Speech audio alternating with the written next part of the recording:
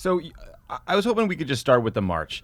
Tell us about why you're doing it. I've heard you guys say that part of this is about telling our employees, the politicians, that they suck at their jobs. I love that messaging. Why should folks listening today go to the march? What should they expect when they get there, and why do you think it's important? Basically, this could happen anywhere. It happened in Parkland, which is long labeled the safest community in Florida, which if it can happen here, it can happen anywhere. And we're showing that gun violence is everywhere, even if it's not covered by the media in inner cities.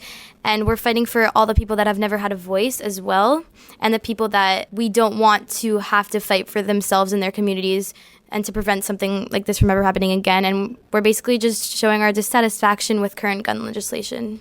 And essentially what's really going on here, other than trying to prove the point that there is massive support for this gun legislation that's just sensible, allows people to still own their guns, but enables us to have our own lives, is we're trying to make sure that these politicians know that their actions can and will have consequences if they don't listen to their constituents and their future constituents, which are us, because right now they aren't doing a great job of keeping us alive. Jackie, I know you organized a lobby day at the state capitol a couple of weeks ago. What did you take out of the experience of talking to all of these politicians in the State House and watching how they went about acting on the issues you care about? To be brutally honest, I learned that a lot of politicians are honestly heartless because we just poured our hearts out to them. I know that I got very upset multiple times because we just told them our stories and they acted like they didn't care. And it was kind of the honesty that made me even angrier and that has pushed me even more forward because, like David said, they're going to get voted out because I can vote in November. And if they're not going to listen to us and what we've been through, then it's time for them to get removed. Again, we've seen this massive support on social media, but what we haven't seen thus far is really anything that's showing how this is going to translate to the real world. And I think that's what this march is. It's showing that there are real world implications to our social media presence, and it's not just random people that are following us and don't care. Yeah. These are people that care, that are passionate about America, and they're passionate about their lives. I'm so glad to hear you guys stay so optimistic in the wake of an experience that frustrating. Like Jon and I both worked at the White House for 4 years. We worked in the Senate before that. It was an upfront and personal lesson in how infuriating lawmaking can be, how infuriating Washington can be. Things slow down. People can be awful. How do you guys stay so optimistic? How do you stay focused on the task at hand? I'm hoping we can inspire people listening who, see a problem this big and wonder how they can possibly solve it. But you guys seem to have figured out a way to stay focused.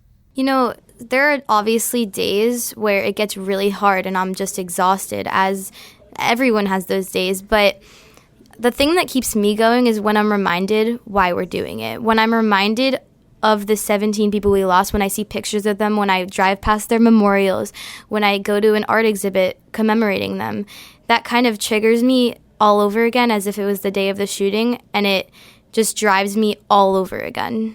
It's the same thing with me. It's really the people that were left behind and no longer have a voice that we're speaking up for. It's interesting because our movement, the people that go to our school that are part of our movement, they're 17. And that's just a coincidence, but it also shows me and everybody else how big that number truly is, because you don't really see how big that is until you actually see each individual person, and it's insane. And the other thing is, we've been speaking to lawmakers, making sure that they feel the raw emotion and implications of this. Like Tyra Hemans, she's an activist with our movement. She spoke to Governor Rick Scott and explained how, essentially, it's not fair that she no longer can have one of her friends, Meadow Pollack. She can't be graduating with her. Tyra has the same birthday as Meadow. And every single accomplishment that Tyra will have for the rest of her life, she's going to be comparing it to where Meadow would be at that time. Because she no longer can be, and that's absolutely unacceptable. She should be out there right now just having fun at school with us and being a teen. But sadly, we're having to get up and speak up and fight for our own lives because nobody else will. Yeah. How much of what happens next after the march is about politics and organizing for you guys? I know, you got a bill out of Florida finally that, has some modest improvements, but is certainly not everything we all want. Nothing. It doesn't seem like much is going to happen in the United States Congress. We have elections in November. Are you guys planning on organizing people, other students in other parts of the country in advance of the November midterm elections? Yeah.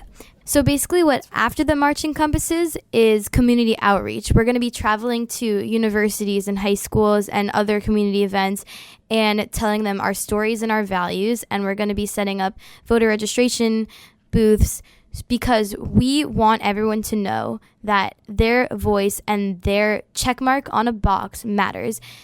And we don't want people to continue thinking that, oh, they're just one person, they're not going to make a difference in the election, I'm not going to go vote. We don't want people to think that because right now, only 1 in 5 people from the ages of 18 to 29 actually go vote. And we want to change that to 4/5. And we don't care the way they vote.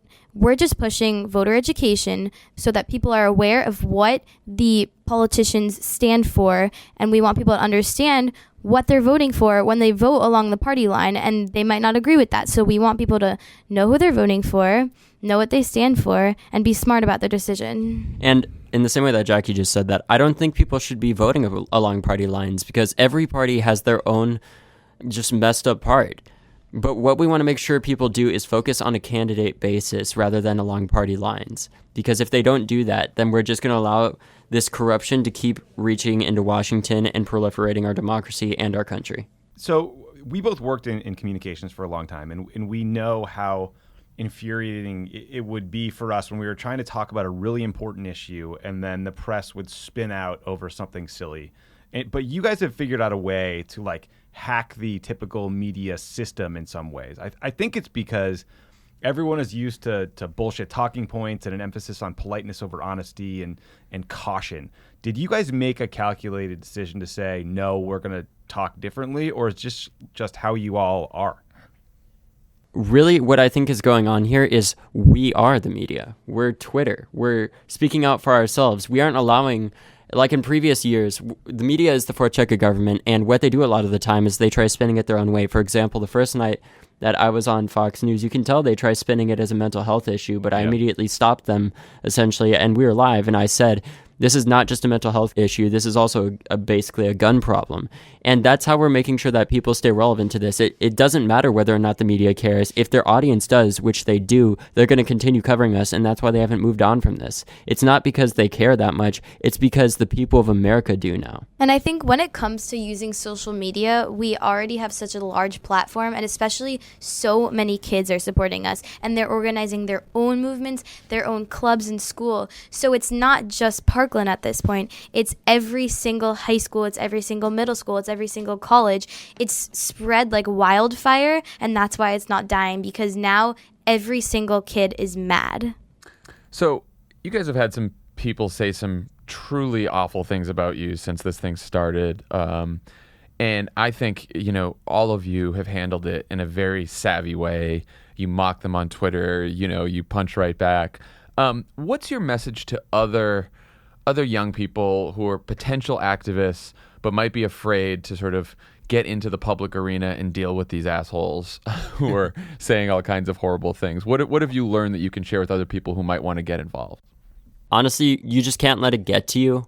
There's always going to be people that are assholes out there. Inevitably, there's just going to be. It's politics. People get afraid and they misunderstand people. And that's where I think a lot of this comes from, is people not understanding what we're trying to say here. Like, we're not trying to take your guns. We're trying to save lives, and we're trying to save the future of America.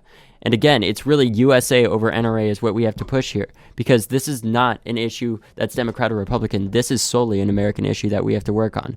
But to those people, what I would say, a boat is safe in a harbor, but that's not what boats are made to do. And to add to that, there's always going to be more positive comments than negative. I know I've realized that. I know David has realized that. All of us have. To every 10 positives, there's a negative. So the love always outweighs the hate, no matter what. You guys have tweeted this week, you guys have been talking about how your generation is on the right side of history. And you've used the hashtag good trouble, which I love because it's something John Lewis likes to say a lot. Yeah. Are there movements in history and people in history that you guys have looked to for inspiration, for tactics that folks listening should study up on? 100%. We're kind of following the students during the Vietnam War era, and especially Martin Luther King Jr., his peace principles. We've learned them from kids from Chicago. They taught us them. We're basically just doing the same thing. We're peacefully protesting. That's what the school walkout encompassed. That's what the march is going to be like. And we're just not fighting fire with fire. We're fighting the NRA with the hopeful voices of the generation that's going to soon be the core power of America. And the thing that I love most about this is that these people can't stop us because, you know, the second that they do, they're going to have a PR shitstorm. I can guarantee you that. We'll help with that. Yeah, if this happened in the 90s, or if this happened before the invention of the cell phones and like video cameras that were so portable that every single person had, without Twitter and all these different forms of communication, people would try shutting us down. The NRA would spend a lot on billboards and money and sharing our thing. But here's the deal. We don't need billions of dollars. We don't need a super PAC. We need the voice of the American public, and we have that through Twitter. That's how it's shared. That's why these people are so screwed, because they're so old, they don't know how to use technology. In reality, they don't. Not only are we going to outlive them because they're so damn old, but we're going to change history with or without them. And if they choose to be on the wrong side of that, that's fine, because we're going to write the books. I love that. Well, I'll tell you guys are so inspiring. You know, we did a show in Dallas, Texas last week, and before the show, we met with a bunch of students who are organizing a chapter of this march in Dallas, and we talked to them. We are going to be in D.C. next Saturday for the march, but what can people around the country who can't make it to D.C. do to help people listening right now? What would you tell them? I mean, there are over 700 marches at this point on 6 different continents. So if they can't make it in DC, there is a highly likely chance that there is a march within an hour or 2 radius of them. And even if they can't go to a march in general, if they're busy that day, there's always the voting. The voting is what we're pushing here. The march is kind of a statement saying, hey, we're going to be voting in November. Watch out. All these people are voting against you. So the voting's kind of the main event, just the march is pushing that. And the way people can find out about the marches around them is they can go to marchforourlives.com, and there's a map of marches that are around them. We have at least one in every single state, and everybody can get involved in their own way. If they want to donate money, they can do that through our website. If they just want to get out there and march with us, they can do that by finding out through marchforourlives.com. And really just getting out there and making sure you get out there in November and making sure that you become politically active. Like, I think it was 2 nights ago, there was a person running unopposed in Maine that called my friend Emma Gonzalez a skinhead lesbian. Jesus. And basically immediately after I found that out, I found his name, found out where he was running, and I got on Twitter and tweeted out, hey, friends in Maine, this hate-loving politician is running unopposed. Let's get somebody to run against him, basically. And within 3 hours, we got an opponent. Yes. It's awesome. So great. The best And story. not to mention the fact that I believe in the Pennsylvania race where we just had the special election, I believe the Republican candidate was heavily supported by the NRA, and Trump was trying to support him too. He even showed up out there. Yep. But a Democrat that wasn't supported by the NRA, I don't care if they're Democrats or Republicans, I just care whether or not who they're supported by in terms of special interests. This person wasn't supported by the NRA, and they got elected by the skin of their teeth, basically, but they did. That district swung back 20% in midterms, basically, and I think that's what we're going to start to see this year, with a combination of basically a revolt from whatever party the executive branch is, and the combination of the young people across America getting out there and becoming politically active. We're going to see a massive change on an unbelievable scale, and I can't wait to see the look on these politicians' faces when they're kicked out of their office. We'll be right there with you, man. Yeah, man. We're pretty excited too. Thank you guys for everything you're doing. We really, really appreciate it, and we'll hopefully we'll see you in DC next week. Yeah, thank you.